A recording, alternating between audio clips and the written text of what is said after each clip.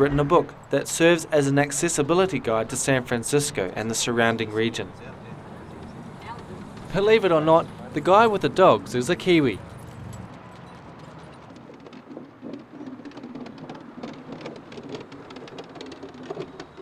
Great ramp, just one of Bonnie's initiatives. This park at the foot of the Golden Gate Bridge is something she's really proud of. So Bonnie, you've battled so long to get where you are now. What is your actual mission? My mission? Well, I would say actually I am more of a follower than a leader.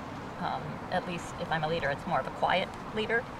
My mission is to make the planet, well, I'll start a little smaller, but make at least part of the world more accessible to people with disabilities and more accepting, and to be able to participate in all parts of life. It seems like a pretty simple thing, but a big task. I start from the premise that people don't intentionally discriminate, that it's just their lack of information that creates that situation. How have you overcome some of these barriers?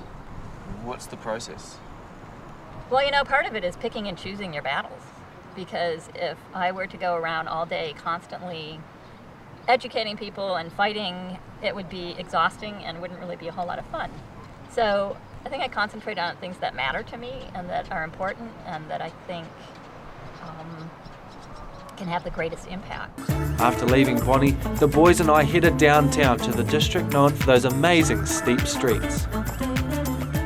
This one is so steep, they make you wind your way around it to slow you down. Boys being boys, we just couldn't come to San Francisco and not live out our dreams now, could we?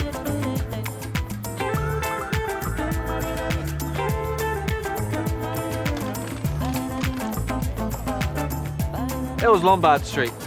Steepest, windiest street in the world. I'm gonna need a new set of gloves after that. And I might have to check my pants. The crew blocked the street and Chris and I went for it. Alrighty, now for a race.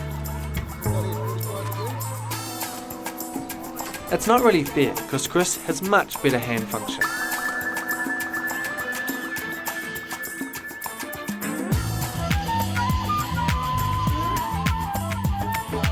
Whoa!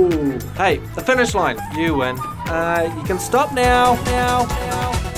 San Francisco was fantastic. Definitely one of the friendliest cities I've ever been to. But today, we want to leave you with a story that's very much a tale of love. It's the story of Manu and Margaret. Margaret has Alzheimer's, a disease that slowly causes the brain to lose memory and function, sometimes over decades, and it's the carers left to face an ever-increasing load. Manu's love for Margaret hasn't diminished one single heartbeat, but he is learning to ask for support for him and his wife.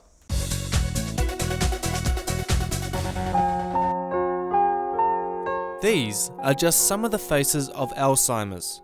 None of them have the disease, but their loved ones do.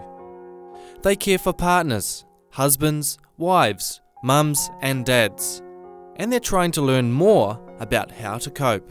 The trouble is this, that when that starts, you don't feel like commit yourself because you're hoping that it's going to go away. Still in denial about it. Well, I was quite along. My daughter kept saying, "Dad, you joined this." I said, "Look, give me time. Let it go slowly," because you don't, you're not prepared. You you feel sort of sad for yourself, and yes. you're trying, hoping that something will happen, a miracle or something.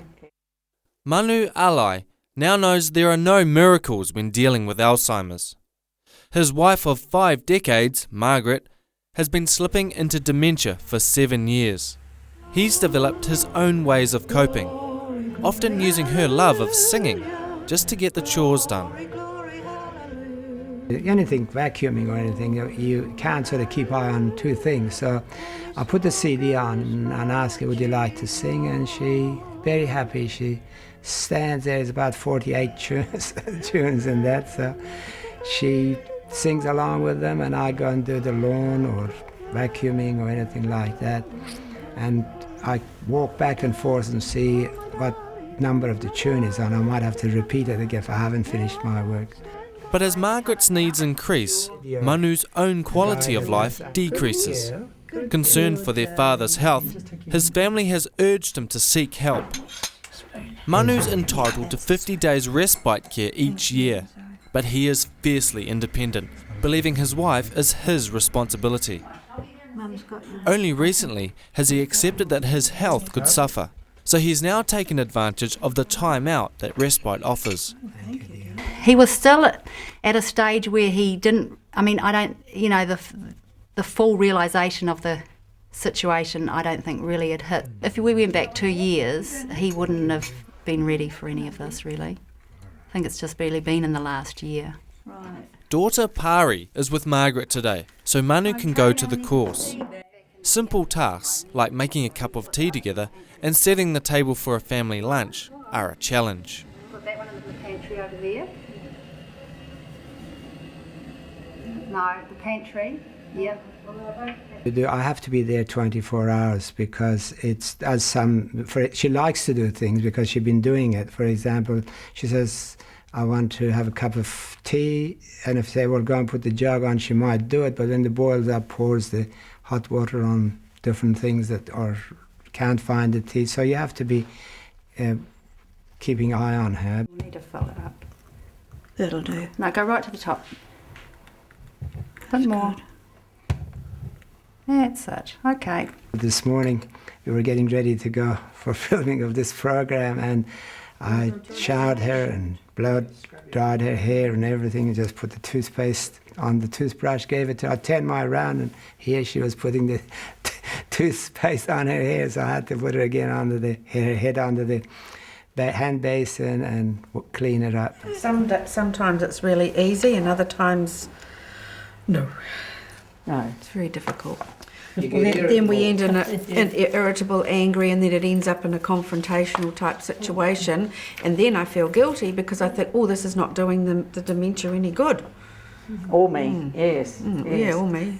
This week, course director Mary Lythe is leading a discussion on feelings. Over 6 weeks, the carers have discovered how dementia affects the brain, the stages of dementia, and more importantly, what coping tools carers need. But it is a very isolating disease, and so they learn that they've got to ask for help and do the co-caring. You can't do 24 hours a day, 7 days a week, just all by yourself. Gradually, Manu is venturing outside the home. He's back playing bowls and belongs to an internet study group, but he still finds it hard to spend time away from Margaret. He feels she has always been there for him. I used to call her my rock in the olden days because on the farm she really supported me. And if I needed somebody to drive a tractor for me to do our job, I said, yeah, would you like to drive? And come home, dinner was ready, everything. She cooked for the kids, sent the kids to school. And when you see what sort of things she did, compare what my role was like this. And now that I'm taking that role, I really appreciate the years that she looked after us and the family. Margaret struggles to remember those days. And that, this nice, beautiful girl here? No, I don't know that one at all. That's the girl that I fell in love. Somebody I don't know. Well, that's a good one to put on, isn't it? It was a fairy tale love match. Manu was a handsome agriculture student from Persia, now Iran, and Margaret, a pretty Kiwi student nurse. 53 years on, a failing memory hasn't diminished their love. The most important thing to learn is a person, and you love her, and although she can't think and rationalize things, still the soul. And I've said it today at the class, I repeat it, because each person has a soul, and that soul is like a sun, and the Alzheimer is like a cloud.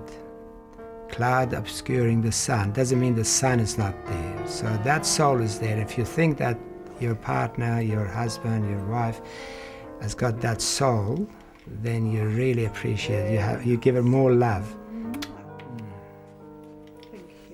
We'd like to pay tribute to all of the carers out there, doing an amazing job, supporting all of us, including you, babe. As a boss would say, there's good people everywhere. You guys have a great week. We'll be back again next Sunday. You take care. Catch you later.